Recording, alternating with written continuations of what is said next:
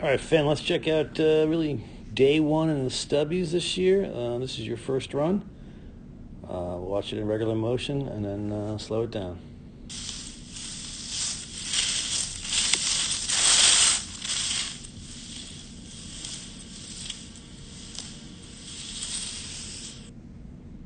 All right, you're doing a good job here today.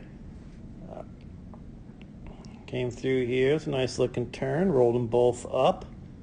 It looks to me like a little bit in the back seat there coming through, but not too bad. One thing we have to work on is keeping a more consistent width of the skis and the legs through the whole turn and the transition. Looks like a decent width there, and then they get very narrow here in the transition as they come under you. You want to keep that consistent width. The delay here, after delay, a little bit offset, and we really have to take more of a sweeping kind of line up, get some elevation above here in the rise line so we can bring some shape back, and you kind of just went too much across the hill, so you didn't have a lot of height or elevation in the rise line above the pole. Therefore, there wasn't enough room to really get the turn done above. So, that was something we should have noticed, or you should have noticed in your inspection. And,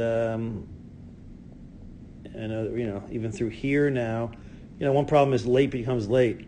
So you were late through here and therefore didn't have enough room above or height or elevation, depending on what words we're going to use, in the rise line. So again, you went past this one with no direction done, but that was all caused by the gate above. So you're playing a catch up, and late tends to turn into late, and same here.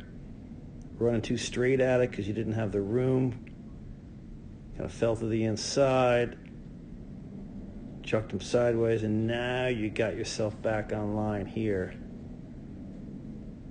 And those are much better turns above it, bringing shape back. This is what we want to see.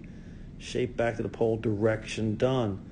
One thing we talked about, though, already is how, narrow the stance can be in your stance. And we want to, have a little bit wider stance, have their knees apart.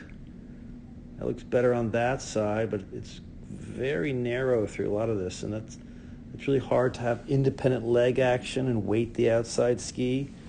We end up skiing very two-footed. So let's try to, widen the stance a little bit and maintain that stance, the same width consistently throughout all the turns. But good job today. We'll take a look a little later at run 2.